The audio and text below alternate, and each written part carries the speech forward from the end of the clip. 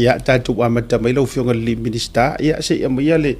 au nga autu ole fainga malanga mai nei ia te ronei ia wa fuanga autu o lo le lifa ia ila u fainga malanga ole fainga pa anga le malo Australia mal malo Samoa ole malo la Australia o lo nga lue atuai ia le tatu AMFAT Ministry of Foreign Affairs ia ma le tatu malo Samoa o lo nga lue atuai il pitola aula le so fu malo lo ina ia fatasi la male se tasi o service provider o lo o taita ia fo inialo manita mali Samoa o le afio anga ia fatasi male services wata uala le fainga pa anga o le twinning program o lona winga o le fainga pa anga ale masanga e so ani atu ni usila ya la le vatu o la tu tau soifua ma la tu fo mai e momoli atu Samoa e le ngata e momoli atu lo la tu wata mai i le poto sala lau i tūlanga tau soifua maloloina. Ai whapea fo i le lava tapena ina o le loto i whale o le latou sau whainga mamalu i tūlanga tau tonga fitinga. Lea la le a mai fo i la tātou mai Samoa, e mai fo i la tātou fo mai ma tātou tau soifua. Ia ma wha au a o ia fuwhanga uma e whaia i tātou whale mai whai tū malo, lono winga. E la vea ai sa fotu sa la fai so atuai la ia lea ma sa taua le mau atuai a sau i fale a lupo ma le ala taua anga ia ne sa lenga le iai i fualalo ia anga ia ne ai le palauli i fa tasim sat paitea le ia sat paitea toi foi mai loli fa sa le anga il tatu fale mai tu tonu sa la fai le iai tu sivi o fale mai umala nai lalo por kalamele e ta o fale mai fai tu malo po le rural la hospital lea foi la a mai foi la tumua ia e fa pena foi la no ama ale ia lufi fa solo atu le la lo manu ia le pata fa solo mai la ia lea i potasi fa le alili masi umu ia fa tasi le sa na pu i sa fata ia ona o mai lola ia lea i a ana le ta tu fa le mai tele le i fa sanga i mal mal va le ta fa le mai fa le olo ia le ta tu fa le mai fo lafta o mana fai i le fanga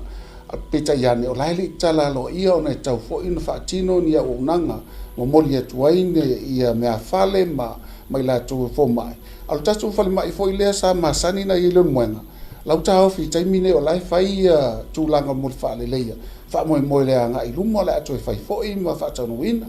ma a whaapela nga i atu tatu fo mai ma tau soifua nei e watu ala toua nga isa o i fale mai atu itua e le a fiam totua ona o lai lava mafto tonga foi i tatu fo mai o umana o tawina faptoa ia watong fitinga mo mia tatu tangata i Samoa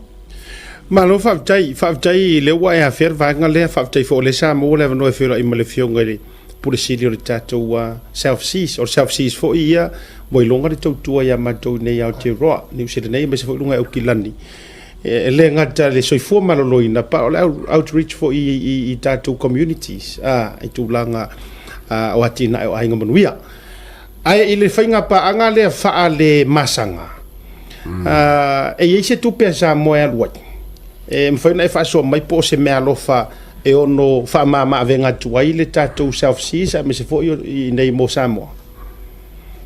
ia o le tūlanga le ie uta pena umalava e New Zealand ia le whaatotonga ina i tupe le ngata mo tutongi o la toa anga ia tutongi o la toa o mai pasese o tūlanga i nofo ai pa wao lea i le mtanga luenga soifua malolo ina e alanga tauna la toa ai le leita tu fo mai tau si soifua le anga i atu i ona mana onga tupito e pei ona iai Samoa ma e le o la fomo tuata pena le meta tu mtanga luenga ina ia tali manuia ia se maua asiata ma le fape fo le sunga ia lia taua ile tupu mo mo le fainga pa tai mo mo le tupu ai ma sina fo ia mata ma sina fo le la fio tua ia tatu fo mai ia mtatu tau soifua i Samoa a o iulai o le anga i mai ai le to ono tatu mai Samoa ia fa solo tuala ia le se yo ai lunga o le numero le mo mi nei la fo le numero mo mi e Samoa ai mai se o le ata mai e mawhaina mau e tātou tangata i le ngata i fo mai au tausi soifua i le ngata i me whainga luenga whaatino ina o masini a o whape fo i a tūlanga e whaataunu ina ai o la tau tiu tau ave i le whale mai ma le whale mai Malo whaafitai lea tau. Le whaakokonga inga wala ke wako se kero kako whalmai fau ia. Ia. Le whaakokonga inga lai mengi o whala au me whapenga wai ke lenga mai kau waku e sioki ia i kako whala au. Ia ele o se whautor kako whinga malo o menga i kua. Ai mo kako whalmai fau la ia. E whaakokonga koe ngusila ma Australia ia vaenga ia kako whinga masanga lepe. Ia, o e whaamoe uma e o i se tala I le vaenga a o le tūlanga lea. Ia o le mwhai o whaawanoa ina la tūpō mai ma tau soifua. Ia whaatasi fo I ma tūpō mai ma tau soifua. O le fesuia inga ma le whaasoa ina o la tū ata mai. Ina I whaatupula ia lo la tū sila fia. Ele ngata I Samoa. Ai whaapena fo ia New Zealand. Longo winga la la e lava kako whala au me whapenga ngā ruru e whoma inge o aku ma kako whoma I Samoa. O se tūlanga le leina ua iei le taimili nei, ua matua atoa ia tātou fufuanga ma la fo isa ili nisi awala, ina ia aua nei toe wha vai ai pe wha lai titi ai tātou whala au mai la au, pe ina iei fo I le taimili tātou lai mai ai, ono masiro talu ai, ala ua so longa le lei ia le pito la au. Ma lo whaafitai, lono winga lau whionga le minister, ma whaina whaapea atu, o le a te lela so na whaamama a venga ia tātou inu uitua. O se tūlanga fu ile le kau le koe mauara kili tu lo wa langa o le pe o tātou a le ka ua le ave mo ko ua pore ave ko sivi pe fōringa me ua se wha moe I ngai ka kou whare mai inu uitua ai lono winga o se swinga le leile nei e ono mawhai wa le whaafonga mai le tino e ono mawhai la ono whapea tu o le a te le whaatua tuaina e mauava no e tonga whitia I ngase I tua I tātou whare mai tua a o le isa ili atu mōr whare mai tele. Le tūlanga ia le vainga, mai tauna mua whai le vainga, saidi I mua po le al ngase, ia o na avelo le i whala au tala whiangai. Awha pelo la e o atu I tūlanga tūnga, e ala ngā te tawana o mai tātou whale mai tua sivi o na o lai iai vaenga whaita o tonga. Awha pe whai mai tua sivi, ai le au sia e tua sivi ala le I le ngata I fo mai o lo iai, ia po o me whainga luenga po masini. Ia on whaatu patope mai lone I mutotua, o lae whaile processing na taimi nei, a o le tūlanga sili on matangofie, o le ala a mau lewa noa fō mai o atu nei ma tau soifua, o le a watu I tātou whale mai whai tū malo I tua, lono winga, o le a iai wha mama venga, o le a fsosoani a tili, ia ma watu fōilo la tōu ata mai si la fia, e wha soa I tono na ia tātou fō mai, tau si soifua o lo iai no I tātou whale mai whai tū malo. Ma lo whaafitai lo no winga la whaafitai wa taule ai le lei o lau whainga malanga e ma se fo I o le ia se si vaenga ai tau te le I o ina I fisiri whaaloto I whale o soifua maroloina o ani si ava noa le lei wa e fio mai ma e sila silai o ni vaenga e ono tala whiaunga mo le si itia ai o le au nanga tātou I Samoa o le wa e hawhea le tau ilo wa whea vea I o e le fionga ia le malu ini tūlanga o lo iai ni masini siaki ma vaenga o mwhapena ai lau sila o ani vaenga o lo te lese mo mianga mo tātou Samoa. Se whalau I tele tu pēr le tātou whainga paanga le, ona na mātou tau nuu mai lo le aso lua le vai aso na sola mātou anga ia tu loa le I le nuu le o Tanirin, o le nuu o le iei nei o Tako University, lo na winga I lalo South Island, ia ma mātou ngā rurue atu ai ma le latou whale mai le lata atu ia I latou inai Omaru. O le whale mai le nā, le tau e tātou o le Rural Hospital. Lona winga, tai tutusa ma tātou whale mai whai tū malona matuanga I atu ai, vai o le matua lava tō tonga, ia le tele o latou masini, ma whapea ia a wale whaitong fitinga. Peta iane, o le latou whai mau, a watu lava le ngase le au sia e latou o na whai estong fitinga. Ia mwhaina mai le helicopter foi le ma ave ma mai Wellington pe tau lata Wellington ia manisi fale mai I tō tisila fia tala whea ngai mo lantou o le tūlanga whapena foi la le e a ngai e tui tātou tangata I o na le tātou te whaipaanga ma Omaru a o mai la tātou fō mai ma tau soifua tasi le no fōanga le a ngai atu iai latou e lata I le university na o Tako ia o tō tele lava I latou la ngā lue I fale mai lata I Aukilani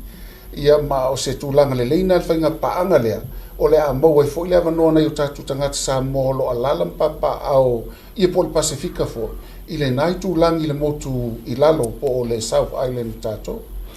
Ola ofisiri le fia fai atu lau fionga le minister. Ia wa faftai o lau malama yurungalu lau fai ngā malanga vi ele ri ia vanoa. Ai o te fia fisili o leva te leno unofo mara fisili le kaimi o mingiska mai valasi. Ia e faftai malia mai o lela fai atu lau fionga.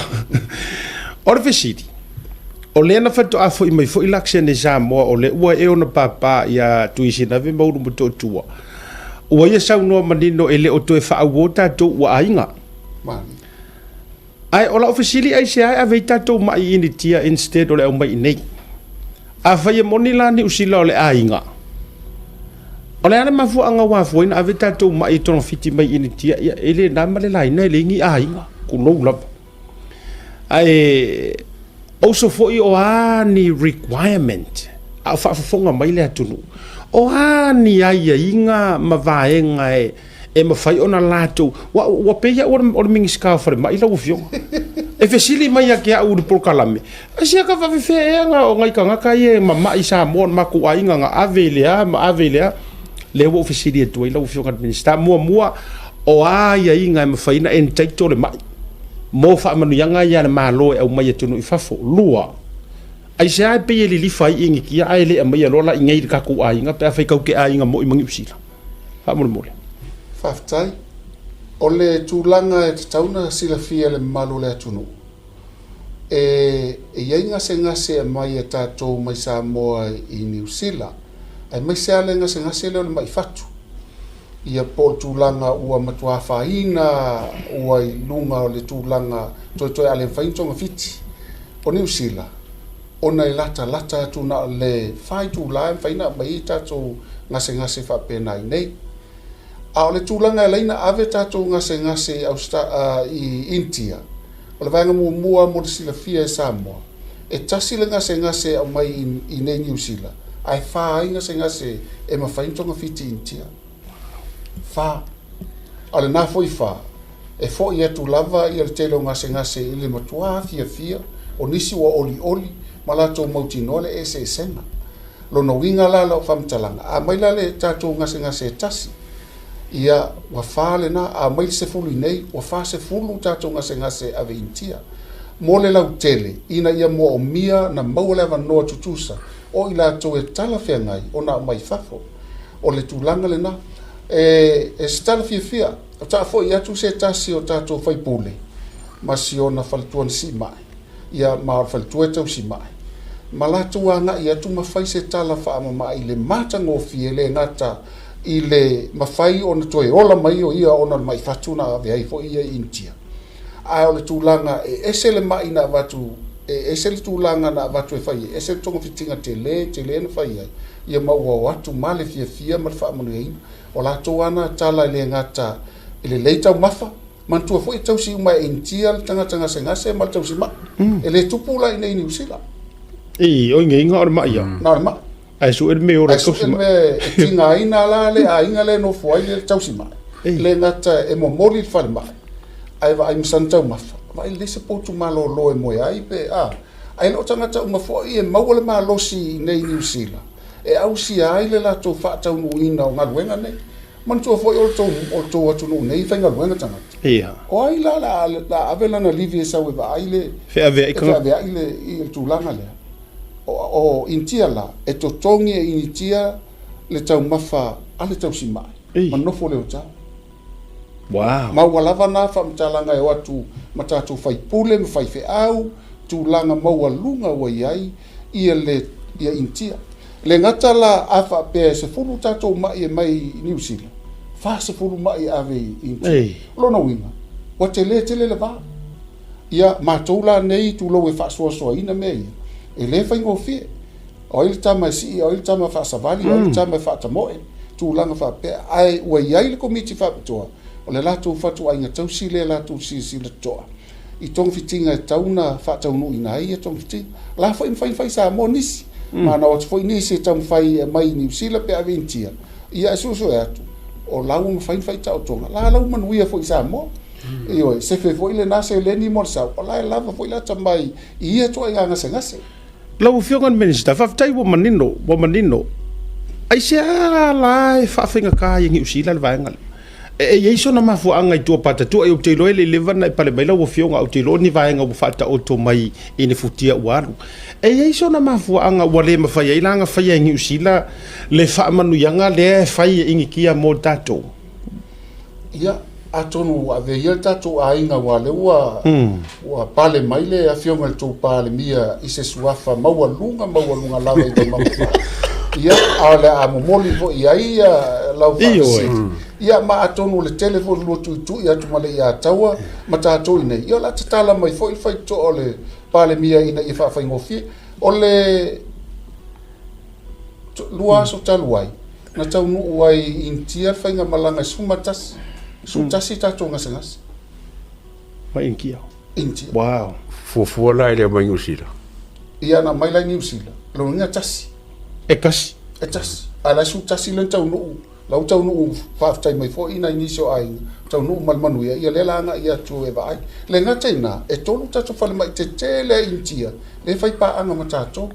ai uma fo e ma to anga ia tu le tu sau te intia masaina ina to e vai nis fale mai tau ngofi e ave tato nga sengas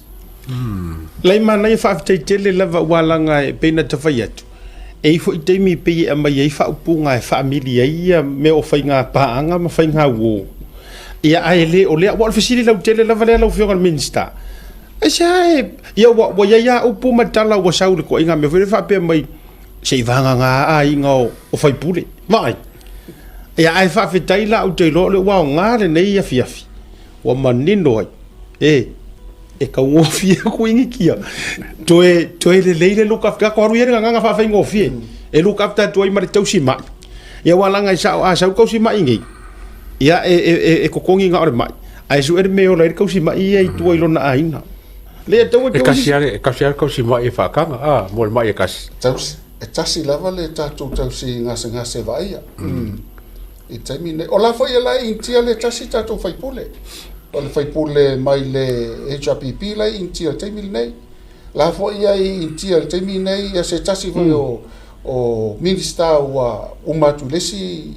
apa inga le umatu nei le ele fa pe na nei mai ai la ave foi intia tato fai pule minister ma ia matulanga fa pena le tato ia tu le stato minister langolango le taluna ave le fai unga tausanga te au nei o le tulanga moni na le fa pe na nei mai ai la foi ave foi intia na tato fai pule ma tato minister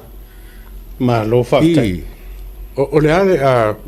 lo fionga minska la ko nga ku pe fo le mo ma e kasi fo por kolma singa boy I intia e a mata tu le sufafe il kokas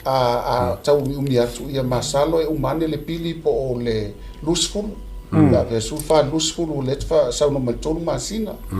o inei ele na malita tu ngase e lusela wafe kokas protas al tupen New Zealand al tupen tfa ave intia ave tup samo telela le se ele atu fai tawane ala ela van fa po lima fo nga se ave ia la manuia atoa mai ma fia na yo tatu tangata wa saufa nga mai le tulango le mai tinga ina ia laua mau fa mama ve ole au mai nga se ye ave fafo o fasiri le tu tu fasiri le mai dungo tatu program ole ale fa mua e recommend mai fo mai ole winga lu to batua ia fa dala lo for minister and it's not for you it's generally more ia tala foi fa pe mai ia no mele ia ili inga le la uma ka kauoloa la uma na tangata o isi ngai mai ngai ai inga le kauoloa ke ia wa mari diu fiu ku mai now ama isi na fa amani nonga ole ale eligibilities foi le pe ti pensa ile li pokier fo mai ma e auto va mai il tangata e ma wa fiso soninga ne ia malo fa mole ole tulang mua a yele ngase tingaina e te tauna yaise li poti mai se fo mai I to tonu al falma lono winga le tu sivi ia fa pe fo I mototua o li poti la lena e tauna ave li poti na ile committee e taul committee e va ia ngase ave fafo le taul OVT e transfer ia tato ngase fafo o committee lena e toa valu fo mai no foi to fo mai mai o fo mai le ngata le ata mai mawalunga lo iai ai ese fo i atulanga ngase o lo fa pito ai le fo mai lo no winga i tauna i tanga to fo mai kanesa o le fo mai o le fatu o le fo mai il fatu nga o le mata ia o le fo mai o le ale to talinga po le alava ma ina la tauna fai e la to le fono o le fono fo i lea la to te vai li poti na uma le wa mau e la to li poti le fa pe wa taun so ta ia e ele tato coordinator nei New Zealand i o la to la na so ta i ma va ai se fo mai fa pito i tonu nei po le fatu po le mai ia po le mai fatu ia por kanesa e vatu la fo mai nei New Zealand ia i la to le li poti o le ma fai no ma to tong fitia o le vai aso le tau nei vai so ntua na vatu li poti nei New Zealand e le fai la to tong fitia le manu ai nei e le fai ia vatu sfa te tainga tu loua na la verse tala vo i se fana mai se tasi o afio anga i la vai tu i pito no le ano ama na vatu le o tala vo le fai le tonga fitinga ma mai loa e fai si tinga ina olona liva ia le ngate na una fen fatunga ile pulu le na ton na mai le o le fai fa ata ma mai le li poti fo fa mai nei tato avatu le tali fo mai nei e le ma fai no ma to tong fitia to ngase fai mua nga luenga i taun fai na amaya uma se vai aso to e fai le roilonga alele no fai lona mai ia o le tala fia e tolu aso ele i mafai ona na ala mai ale taulele ale aluai tasi vai aso o to asi atu o lau tu loa manava ia malaua lau fai tong fitinga fa fo mai ina i mafai na nga ia ma lo ia ata i le lua vai aso i masa vali malanga sengas o savali io o tala noa fia tatala o tatala mai mena na uia tuai ta tonga te lea i le manava tulo ma fa sino mai le o puta fia ele i ola na mai e sa oila fo mai le na vatu nei fai tonga fitinga ina mo amaya ele mo se mapu le tama na paul me ia maulon malo si saul vale o na mai le o le tala sili na fia e fa pena e o fo ila ele fa pe o ngase umman fai na mai le ai a vatu fa li poti fo mai ma o ili poti te ena to tatu fo mai New Zealand mentia e fo o ngase na ele fai ma to fai wa tu ngale ngase mai wa tuai na fa tau no fina ngalo mali ele fai ia na vatu lo le ala tu le fai le fono la le a un fai la to fono na momoli atu le ai le minsta e ona fai foi le fai unga le minsta ia tu sa molona ia tau tonu ia matulanga fa pena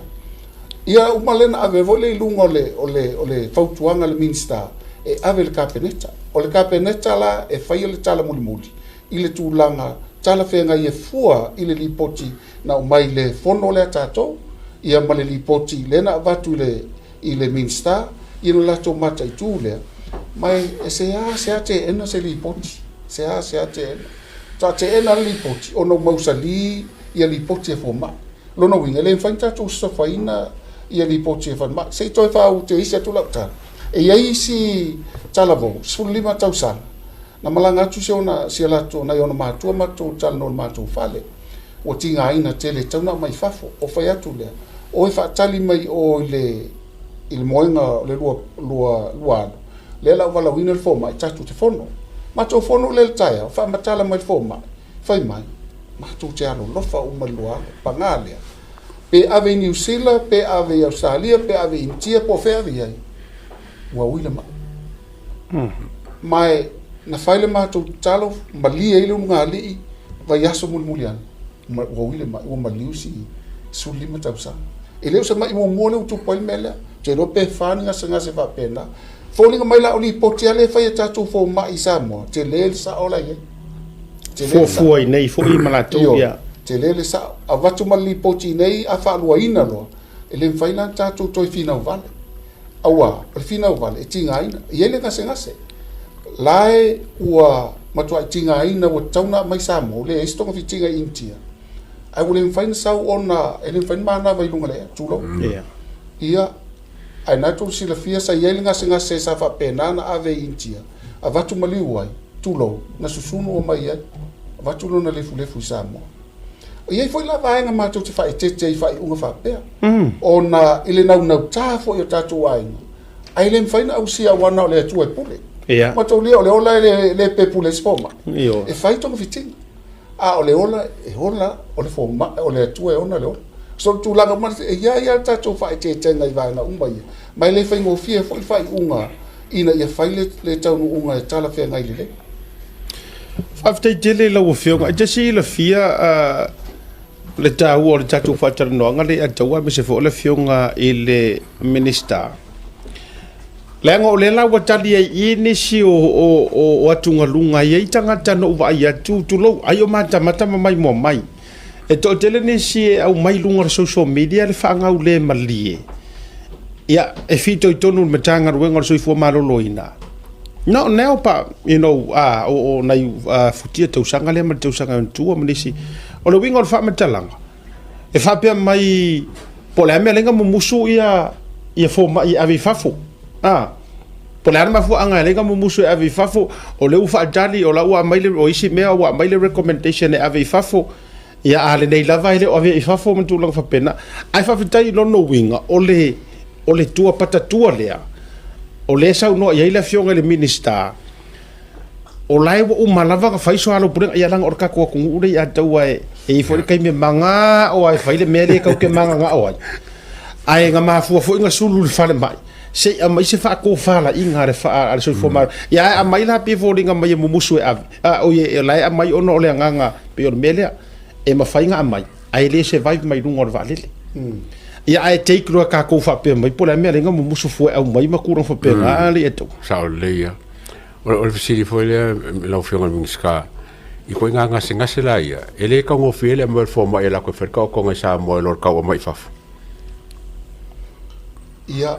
a fatanga ia lo vai e fa mtala tu malanga le no fiti o te lo te tali tu na ono se tasina vai nga tele tatu tal no ia o na o fai fo fa pena ina ia vatu tatu masiri tal fe nga i mo fatu kanesa ia misi vai fa pena ma le fo ila ua faile tatu MOU mafiti e watu la to fo mai fa to fai le tai pe o lo sa no ngale na le ata na o mana wa to ne vai aso tanu ma to fo ia tu sa mo ile malanga ma to mai i tu langa to no le sa no ia malo ile e mai ka waku la fo minska o la le top 5 mai e kelenga mo ka ko ka sa mo le nga mai fa fatu faku ngo merkas kanesa Kensa. O le toto mawalunga le faina ile mata o le faina faile ta tonga o le mata ona ele afu afu tono le faina fai ai o fatunga tu langa papena ia mama ia o tamiti a pe o tu langa mawalunga na le teleita to ma e mafua tu toto mawalunga masuka diabetes ia solo tu ai ne diabetes ele o maua o le fo na mai tau watu le fo i ele o fa fo ia saina la tau ia ini sho avadola o fionga minister ai fa fe Australia ele o mfaina maua tu o le tau li fa lo ta ba fo fa ia tu nei pe o le te le sa mo e ma fa yo na fa pe o tato uso va la te uso makua mai o le o mo ina ia no fo yo ni tong fitinga na talu sang fo ia Australia pe taiane ese fo ile meo avila tu fa mua e so soani tu ia tato telefone so ni Australia au tulanga tau ngase e a mata Australia va te tato mai o te rope ai sea au saina yo umana yo la fa tali mai saina na fono fo i male lato ampasa ia fa pena fo i tia ona e watu lava ia nisi fo fa le mai tele ma i lato pulea e ofo mai le lato so swani mo tato il pito i lalo in tia mai fa mai fo i tau ofie la ofo mai la in tia ofo mai saina se talusia il tatu pol kalame nei la musumuso to il palmi Australia avatu Australia la to tele tatu tanga te Australia le vetting system la fionga minska i sa ilinga walanga o kele ka voi fa ara ve mai ia e ba ngi o pe mali mai ai ave ko ngaka i ka ko vetting system vo le inga ia mo kingoa o fale mai o ka ko fai paanga o fale mai vo ie le a ko o fale mai tātou te whaipaanga o private hospitals. Ele ngata ua tātou whiloa I mai lātou e ona whale mai au tātou whiloa I fo I mai lātou e whaitau tonga. O le me tā ua fo mai umalai o. La fo I fo mai whaisosoani I tātou Samoa. Pa o lea maua le tātou a whau tātou whale mai le fuafua. Ia ua fo mai lātou e anga I atu efsosoani I tātou tau tonga I Samoa. Mai o le tūlanga na e mautinoa umana saini le tātou malianga.